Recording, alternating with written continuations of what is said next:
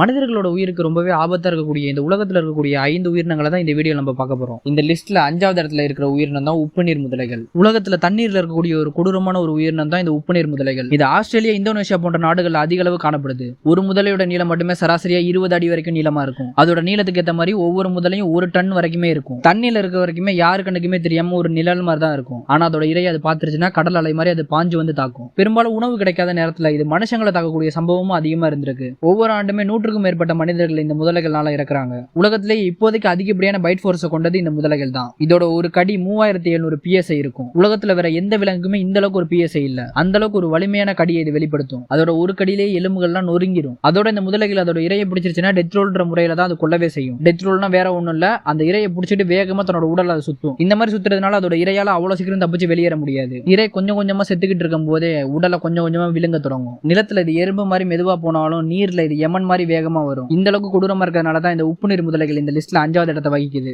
4வது இடத்துல இருக்கிற உயிரினம் தான் பாக்ஸ் ஜெல்லிஃபிஷ். கடல்ல வாழக்கூடிய உயிரினங்கள்ல இந்த பாக்ஸ் ஜெல்லிஃபிஷ் ரொம்பவே ஆபத்தானது. ஆஸ்திரேலியாவோட கடற்கரைகள்லயும் தென்கிழக்கு ஆசியாவோட கடற்கரைகள்ல தான் இது காணவேப்படுது. இது வெளிய நிறத்துல இருக்கிறதுனாலயே இது மனிதர்களோட கண்ணுக்கு பெரும்பாலும் தெரியாது. அதனாலே கடல்ல நீந்துறவங்களுக்கு இது ஒரு மிகப்பெரிய ஒரு ஆபத்தா இருக்கு. ஆக்டோபஸ்க்கு இருக்கிற மாதிரியே இதுக்கும் நிறைய டென்டகல்ஸ் இருக்கு. அதுல ஒரு டென்டகல்ஸ் மட்டுமே 10 அடி நீளம் வரைக்கும் வளரக்கூடியது. அந்த டென்டகல்ஸ்ல ஒண்ணு உடல்ல பட்டாலே அதுல இருக்கக்கூடிய விஷம் உடனடியா உடலுக்குள்ள நுழைஞ்சு இதய துடிப்பை நிறுத்தும். இதனாலேயே மரணத்துக்கு சில நிமிடங்களே போதும். ஆனா அந்த மரணம் வரதுக்கு கொஞ்சம் நிமிடங்களுக்குள்ளேயே அதிகப்படியான வலியும் எரிச்சலும் அந்த இடத்துல இருக்கும். அது பட்ட கொஞ்ச நேரத்திலே ஹாஸ்பிட்டலுக்கு போனோம்னா உயிரை காப்பாத்துறதுக்கான வாய்ப்புகள் இருக்கு. அந்த அளவுக்கு ஆபத்தானது தான் இந்த பாக்ஸ் ஜெல்லிஃபிஷ். இதனால வருஷத்துக்கு மட்டுமே 50ல இருந்து 100 பேர் வரைக்குமே இறக்குறாங்க. இது இந்த அளவுக்கு ஆபத்தா இருக்கிறதுனால தான் கடலாராய்ச்சி பண்றவங்க இந்த பாக்ஸ் ஜெல்லிஃபிஷை சீ வாஸ்ப்னு அழைக்கிறாங்க. இந்த லிஸ்ட்ல 3வது இடத்துல இருக்க உயிரினம் ஆப்பிரிக்கன் பஃபல்லோ. இது உலகத்துல மனுஷங்களுக்கு ஆபத்தான விலங்கான்னு பாத்தீங்கன்னா உண்மையிலே இது ஆபத்தான விலங்கு தான். ஏன் ஊர் சைட்லயே ஒரு பழமொழி சொல்லுவாங்க, சாது மிரண்டா காடு தாங்காதுன்னு. அதுல சொல்ற சாதுவே இந்த எருமை மாடு தான். ஆப்பிரிக்கால சிங்கமும் சிறுத்தை கூட மனுஷங்களை அந்த அளவுக்கு தாக்குறது இல்ல. ஆனா இந்த எருமை மாடுகள் கூட்டமா ஓடும்போது அதுக்குள்ள யார் மாட்டினாலும் அவங்க ஒண்ணுமே இல்லாம தான் போவாங்க. ஒரு எருமை மாடு மட்டுமே 900 கிலோ வரைக்கும் எடை கொண்டதா இருக்கும். அதோட 2 கூர்மையான கொம்புகளோட ஓடி வரும்போது கொஞ்சம் யோசிச்சு பாருங்க.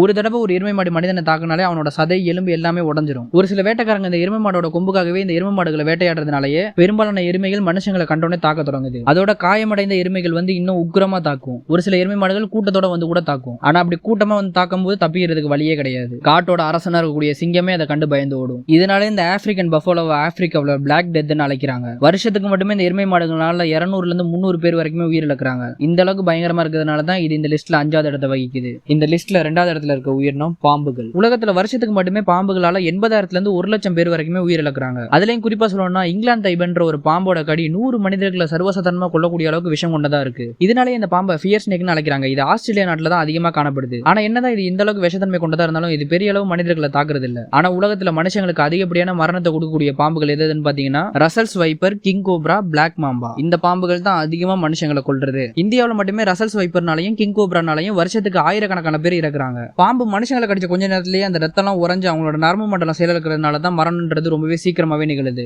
ஆனா அது நிகழ்றதுக்கு முன்னாடியே சரியான சிகிச்சை கொடுத்தோம்னா பெரும்பாலானவங்களை காப்பாற்றலாம். ஆனா உயிரிழக்கிறவங்கள பெரும்பாலானவங்களுக்கு சிகிச்சை நடக்கிறதுக்கு முன்னாடி அந்த விஷம் தாக்கி அவங்க உயிர் இழந்துடுறாங்க. முதல் இடத்துல இருக்கக்கூடிய உயிரினம் எதுன்னு பாத்தீங்கன்னா இந்த லிஸ்ட்ல இருக்கக்கூடிய மற்ற உயிரினங்களை நீங்க போட்டோல பாத்துருக்கலாம், வீடியோல பாத்துருக்கலாம். இந்த வீடியோ பாக்குறவங்கள பெரும்பாலானவங்க இந்த உயிரினங்களை நேர்ல பாத்துருக்குதுன்றது ரொம்பவே கம்மி தான். ஆனா இந்த முதல் இடத்துல சொல்லக்கூடிய உயிரினத்தை நீங்க டெய்லியுமே நேர்ல பாத்துக்கிட்டு இருப்பீங்க. ஏன் இந்த வீடியோ பாத்துக்கிட்டு இருக்கும்போது கூட நீங்க பாத்துக்கிட்டு இருக்கலாம். அந்த உயிரினம் தான் கொசுக்கள். ஒரு சிலருக்கு ஆச்சரியமா இருக்கலாம், ஒரு சில பேருக்கு இது ஏற்கனவே எனக்கு தெரியும்னு கூட இருக்கலாம். ஆனா உண்மை என்னன்னா உலகத்துல மனுஷங்களுக்கு ஒரு ஆபத்தான உயிரினம்னா அது கொசுக்கள் தான். சிங்கம், புலி, சிறுத்தையை விட இந்த கொசுக்கள் தான் மனுஷங்களுக்கு அதிக அளவு ஆபத்தை கொடுக்குது. உலக சுகாதார அமைப்போட கணக்குப்படி ஒவ்வொரு வருஷமே இந்த கொசுக்கள் பரப்பக்கூடிய நோயினால 7 லட்சத்துக்கு அதிகமானவங்க இறக்குறாங்க. மலேரியா, டெங்குன்னு இது பரப்பக்கூடிய நோய்களும் ரொம்ப ஆபத்தானது. அது எந்த அளவுக்கு ஆபத்தானதா இருக்குன்னு பாத்தீங்கன்னா அந்த நோய்களோட பேர்ல நம்ம ஏதாவது சர்வசாதாரணமா சொல்லிக்கிட்டு இருக்கோம். இந்த கொசுக்கள் இந்த மாதிரி நமக்கு நோய் பரப்புது இல்ல, இந்த மாதிரி கொசுக்கள் பரப்பாம வேற ஒரு உயிரினம் பரப்பக்கூடிய நோயோட பேர் என்னன்னு கேட்டா நம்மள பெரும்பாலானவங்களுக்கு என்ன தெரியும்? ஒரு சிலர் சொல்லலாம் நாய்கள் கிட்ட இருந்து ரேபிஸ் வருது, அப்புறம் எலிகள் கிட்ட இருந்து ரேபிஸ் வருதுன்னு. ரேபிஸ் தவிர்த்து வேற ஏதாவது நோய் சொல்லுங்கன்னு சொன்னா கொஞ்சம் பேர் தான் சொல்லுவாங்க. ஆனா பெரும்பாலானவங்களுக்கு தெரியாது.